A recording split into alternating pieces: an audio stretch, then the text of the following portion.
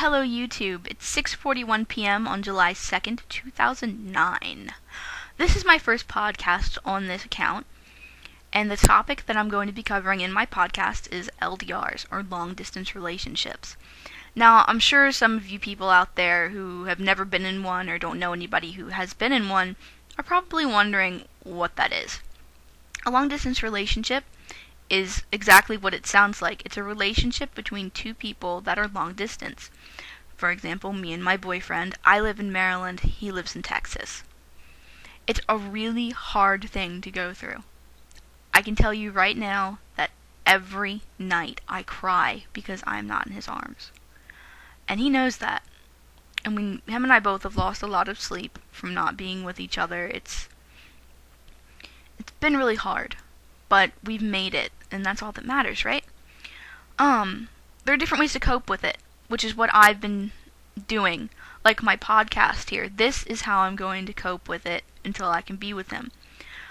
And if all goes as planned, I will be with him this month on the 30th, and we'll never have to be apart again, which is what I'm really looking forward to. So I'm going to podcast here every day until then, and even after I'm going to podcast with him. I'm probably going to drag him into it. It's hard to cope. It really is. You have to really be a strong-willed person to be in a long-distance relationship. It hurts. It really hurts. I'm not going to lie. I'm not going to say that long-distance relationships are easy. They are the hardest form of relationship to have. Because when your partner cries, you can't be there to hold them. When your partner's mad at you, you can't hug them and say you're sorry. All you have is a microphone, instant messenger, emails, telephone. That's it. That's all you have.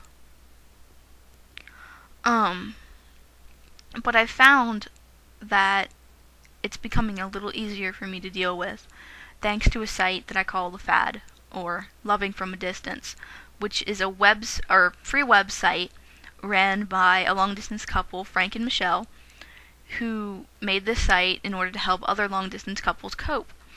And being there has been the greatest treasure that I've found. It's a wonderful support site. I've made friends there that I will never replace. I mean, I've even brought my boyfriend there, and it's helped both of us. It really has. And it's shown us that with patience, we can do this. So I guess I should move on to talking about us, how we came to be, etc. Well, it was last year, around this time, that I met David. I was bored, really, really bored, and I went into a Yahoo chat room. Ugh. I met a person there who asked me to join a conference. It was for role players, and I'm an avid role player. I love to role play, and I'd really wanted to role play with my character Raven. So I entered the conference, and I met him. What happened was everybody was restarting the plot over and over and over. It was ridiculous. We got so fed up with it that him and I ended up talking on our own, and we ended up role-playing by ourselves in private where they couldn't see. And it was through those role-plays that I started to have feelings for him. Now, our role-play originally was very master and slave related, and even when we'd talk out of character, it felt kind of the same. I seemed to act very subservient to him, and he was very dominant to me, which worked for me at the time. At first, I always kind of felt like I was just his little pet, and I know that sounds really weird to you people. But then, I fell in love with him. Well, it wasn't really love at first, it was more like I started to get a crush on him. And when I admitted it, he told me he felt the same way. So we decided that we would be together, even though it was long distance. That was July 21st, 2008. This is 2009 in July, and we will be going out for a year on the 21st. Falling in love with him was actually really hard. Because at first, I kind of felt like I was his slave still. I felt like I didn't really feel like it was a relationship at first. But then, as we started warming up to each other more and more, and we got so deep into each other, about 6 months ago, a little over, I remember going to bed, laying down for the first time ever, that I cried. I started crying really hard after we said goodnight because he wasn't there. I couldn't lay in his arms and fall asleep. I couldn't nuzzle up to him. He wasn't with me. I get a little choked up thinking about it. And that was the first time I cried because of him. And that was the day that I realized I was in love with him. Ever since then, I've just been falling more and more for him.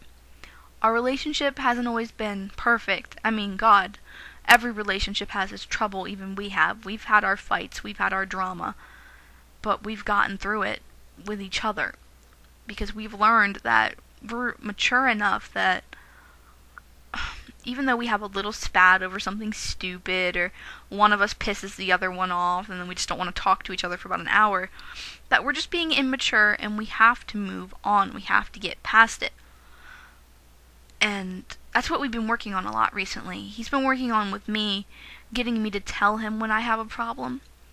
And I've kind of been working on with him, getting him to tell me things about his past. Other problems that we've had are people who don't understand, like my mother. My mother tells me I'm stupid. My mother tells me that he is going to hurt me, rape me, etc. when I get to be with him in person. And I know this to be not true. Because I know him. He would never lay a hand on me. Because he gets angry when he thinks about somebody else hurting me. That's how I know.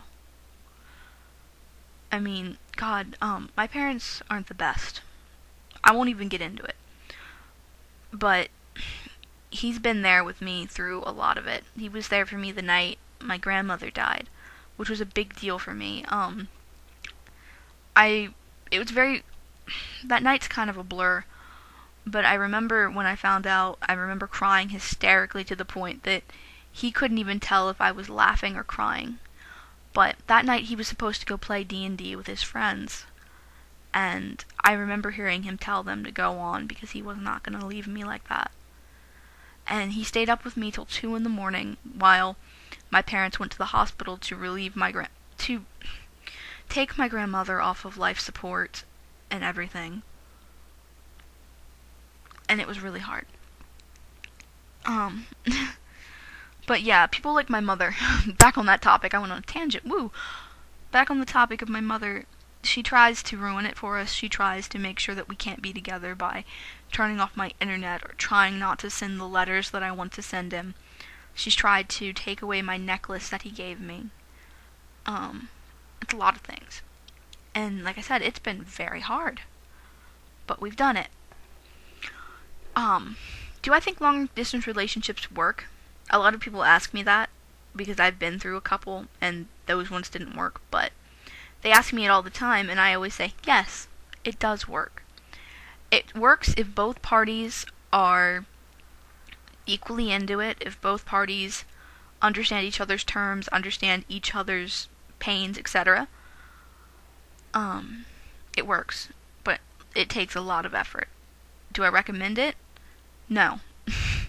I wouldn't want anybody else to go through this. It's hard. I feel really bad that I've put David through it, honestly. I mean, I'm sure he misses me and I miss him, and it's been hard. But it's worth it. It's been worth it. And if you're in a relationship like that, or if you feel like you're in love with somebody who doesn't live in front of you, go for it. Please. Give it a chance. You'll see. I don't really have anything else to say, because I think I've ranted enough for the day. But please, comment if you're in a relationship, subscribe to this channel. I think it'll help. And, just let me know if you have any suggestions, any comments, anything. Well, that's it. Thank you for listening to me rant. I'm sorry. Bye. Toodles.